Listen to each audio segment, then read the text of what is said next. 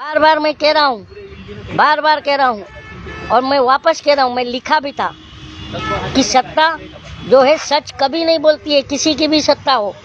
तो यही मैं बार बार लिखा, वापस कह रहा हूँ आप लोगों के बीच में कि सत्ता सच सुनने की आदत बेच देती है, हया को शर्म को आखिर सियासत बेच देती है और निकम्मेपन की बेशर्मी की अगर आंखों में चढ़ जाए तो औलाद पुरखों की विरासत बेच देती है। तो जो आज सत्ता में बैठे हैं ये सब बेशर्म लोग बैठे हैं। ये बताओ कि जब लाल किला बेचा हमारे प्रधानमंत्री ने डालमिया को 50 साल की लीज पर, तब तुम्हारी कहाँ से गैरत कहाँ मर चुकी थी, ये भी तो बता दो।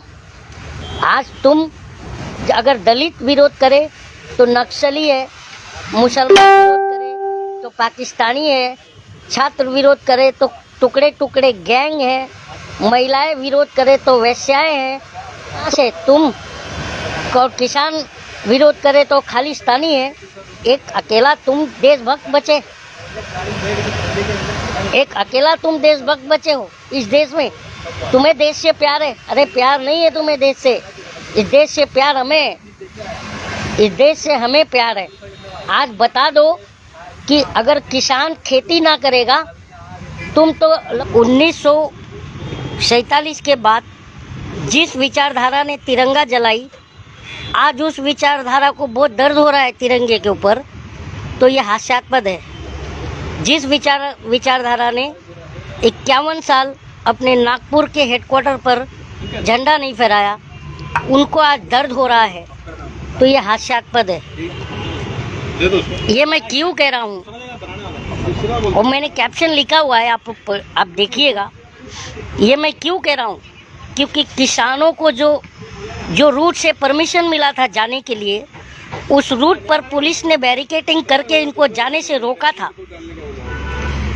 और जब आप शक्ति प्रयोग करोगे परमिशन देने के बाद भी, तो वो किसानों ने बैरिकेडिंग को तोड़ा और लाल किला में एंट्री करने की कोशिश करी। अब मैं आप लोगों से एक बात और बताना चाहूँगा कि दोस्तों, कल की रैली में 2 लाख ट्रैक्टर थे और कम से कम 10 से 20 लाख, 10 लाख से 12 लाख किसान थे। तो मैं ये सवाल करना चाह रहा हूँ सरकार से कि ये बताओ कि क्या इस 9 से 10 लाख किसानों में किसी ने दिल्ली में किसी के भी घरों पर से एक फूल तोड़ा? क्या किसी ने भी किसी गाड़ी को जलाया गया या किसी के घर पर तोड़ फोड़ की गई या किसी का एक भी कांच तोड़ा गया? नहीं। तो फिर ये क्यों बताया जा रहा है कि किसानों ने उपद्रव मचाई है? ये क्यों बताया जा रहा है? और मैं ये बात, मैं देखिए दोस्तों, एक आपसे बात करूँगा क्योंकि ये चाय का टाइम है, तो मैं चाय पी रहा हूँ। और चाय इसीलिए पी रहा हूँ कि एक झूठा प्रधानमंत्री बोला था कि मैं चाय बेचता था, पर उसने कभी चाय नहीं बेचा। और मैं चाय पी रहा हूँ क्योंकि चाय के नशे में देश बर्बाद हो चुका है। तो दोस्तों, ये मैं इसलिए बात आज लाइव आया हूँ कि किसानों का जो दुर्दशा कर रखी है इस सरकार ने, 2 महीने से वही किसान शांतिपूर्ण तरीके से, गाजीपुर बॉर्डर हो, सिंघू बॉर्डर हो, सब जगह शांतिपूर्ण तरीके से बैठे थे। तो कल अचानक क्या हो गया भाई? और अगर दंगा किया भी किसानों ने, तो दंगा किसको कहते हैं? और सबसे बड़ी बात है कि आज जो देश की परिस्थिति है, इन परिस्थितियों से ध्यान भटकाना ही इनका मेन मकसद है। वो क्यों है, ये मैं आपको बताना चाह रहा हूँ कि मेन मकसद ये है कि ये लोग बेरोजगारी, महंगाई, पेट्रोल के भाव, डीजल के प्राइस, ये सब जो है हाइक है, बहुत ज़्यादा है। और ये क्या करने आए थे नरेंद्र मोदी? 2014 में उन्होंने क्या कहा था कि मैं अच्छे दिन लाने आया हूँ। डीजल पेट्रोल जो रामदेव कानिया है, पतंजलि जो बाबा है, उसको बाबा नहीं बोल सकते, वो लाला है, लाला रामदेव कानिया, 2.25 आँख। वो बोलता था आपकी अदालत में बैठ के कि मैं 35 रुपये पेट्रोल करवा दूंगा, उसको आप वोट दोगे तो मैं इस कानिया से पूछ रहा हूँ कि 35 रुपया पेट्रोल कहाँ बिक रहा है भाई, बता तू।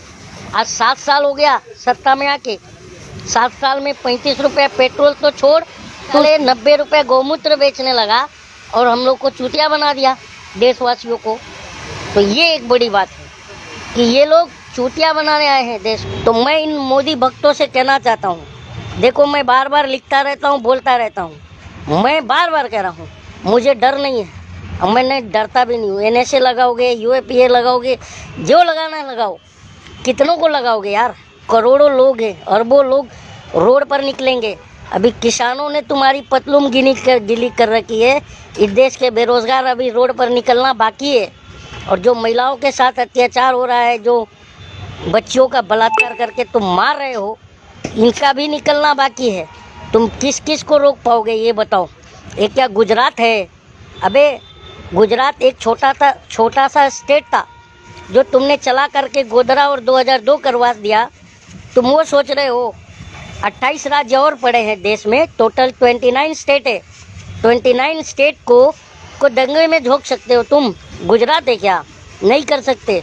और तुम बोलते हो, तुम्हारे भक्त, तुम्हारे अंधभक्त बोल रहे हैं कि किसान आतंकवादी है, किसान जो है खालिस्तानी है, और मुसलमान को तो तुम पाकिस्तानी कहते ही हो। पाकिस्तानी कहाँ है ये बताओ कि पाकिस्तान के बॉर्डर पर किसी मुसलमान ने पेशाब करने गया?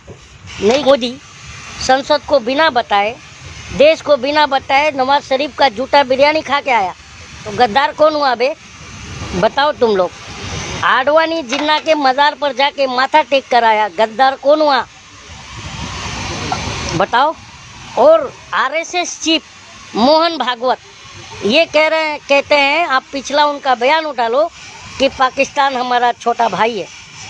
तुम दिन रात सोकर उठते हो, आंख मलते हुए पाकिस्तान पाकिस्तान करके सोते भी हो। हम पाकिस्तान का जिक्र भी नहीं करते। तो असल पाकिस्तान प्रेमी कौन हुआ बे? तुम लोग हुए।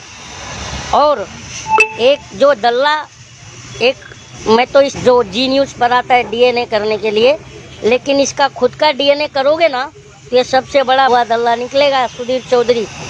क्यों कि इसने, आपको पता होगा कि 100 करोड़ के रिश्वत के जुर्म में तिहाड़ जेल जा करके आ गया। वो हमारा DNA कर रहा है। हंसी आती है देखो, सिंपल सी बात है।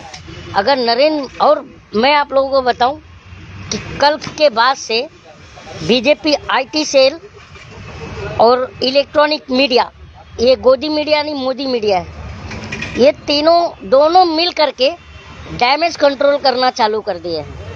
अब डैमेज कंट्रोल में क्या कर रहे हैं कि लाल किले से झंडा उतारा गया और किसानों ने अपना झंडा लगा दिया, जबकि लाल किले का झंडा वैसे ही सुरक्षित है, किसानों ने बगल में अपना झंडा लगा दिया। अब मैं ये बात बोलना चाह रहा हूँ कि तिरंगे का दर्द किसको है? हमें है। हमें तिरंगे से प्यार है।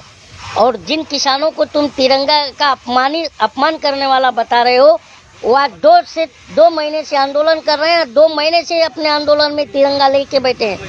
और तुम किसकी बात कर रहे हो? जो नरेंद्र मोदी अपने मुंह को तिरंगे से पोंछा, तब तुम लोग की आत्मा कहाँ मर गई थी? और आज जब कह रहे हो कि लाल किला के ऊपर किसानों ने अपना झंडा फहरा दिया, तो मैं ये गोदी मीडिया से पूछना चाह रहा हूँ, ये गुजारा कर लोगे? लेकिन हम देश की जनता तो अनाज खाते हैं, इसलिए हम किसानों के समर्थन में कि किसान नहीं रहेगा तो क्या हम तो गोबर खा के जी नहीं सकते हैं। और तुम्हें तो एक प्रधानमंत्री ने बेवकूफ़ 2014 से बनाकर गोबर खिला रहा है, लेकिन हम गोबर नहीं खा सकते हैं। इस बात को समझो।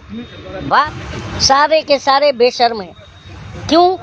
जिसने कहा था मैं 2 करोड़ रोजगार दूंगा, उस बेशर्म ने अब तक 14 करोड़ 15 करोड़ रोजगार छीन लिया लोगों से।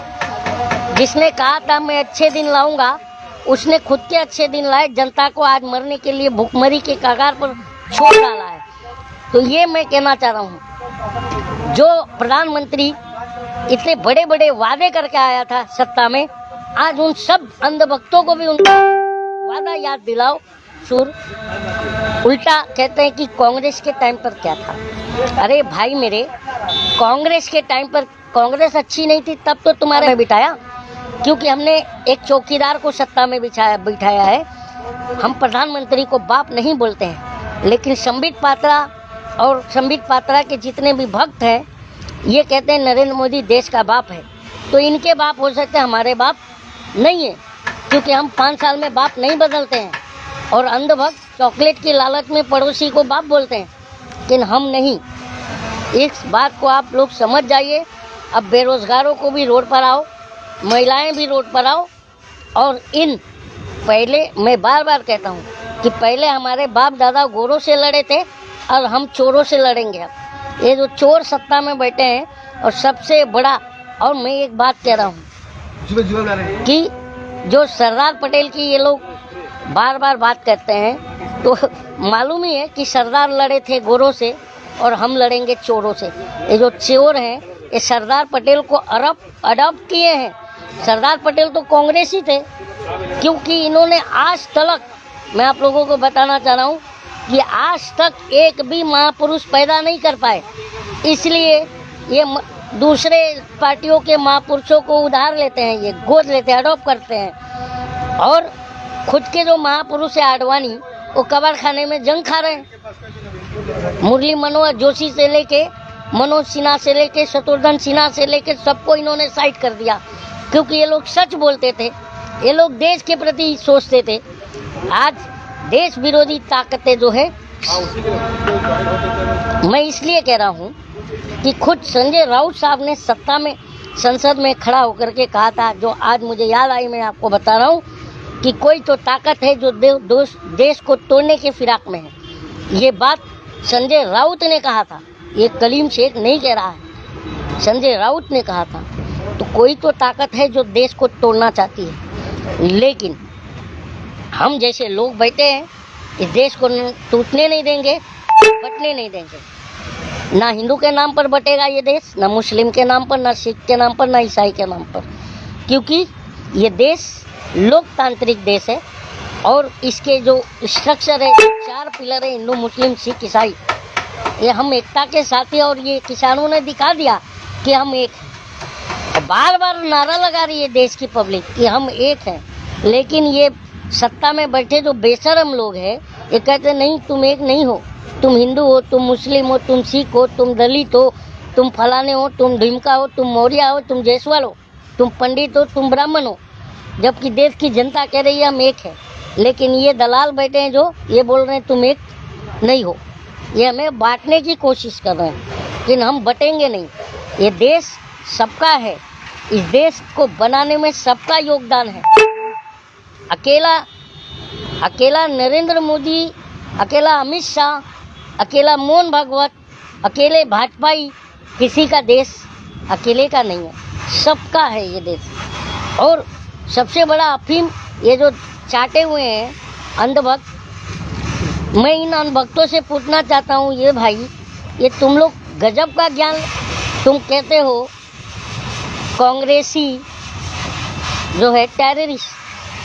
जितनी भी विपक्ष की पार्टियां हैं, जैसे समाजवादी पार्टी एक टेररिस्ट है, मुस्लिम है, मतलब अखिलेश यादव मुस्लिम है, मायावती मुस्लिम है, वो तुम लोग देते हो मुल्लों के साथ, ठीक है, जोड़ो।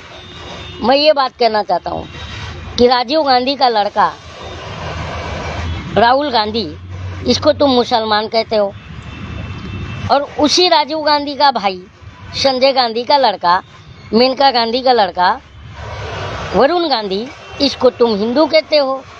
गजब का चाओ। तो ये बात है। तो मैं ये बहुत से लेखकों ने, खुद मोहम्मद रफ़ी साहब ने बहुत पहले गाना गा के गए थे कि ना हिंदू बनेगा ना मुसलमान बनेगा, इंसान की औलाद है इंसान बनेगा। तो हम इंसान की औलाद हैं, हम इंसान बनेंगे। और जो अंधभक्त हैं